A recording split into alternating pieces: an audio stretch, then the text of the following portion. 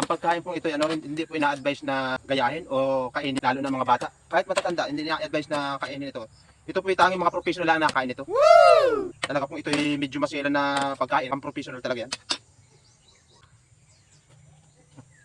Napakatibay talaga ng ano. Baka may gumaya din kayanin natin ay pang professional lang talaga ito. Huh?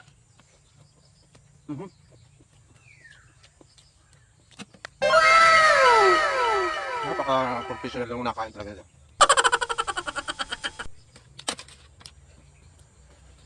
Ang gano'n nga.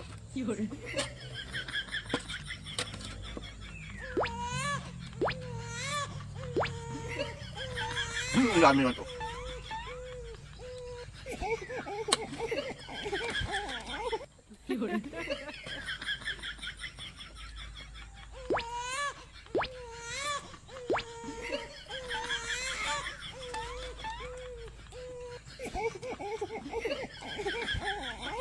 Ang professional.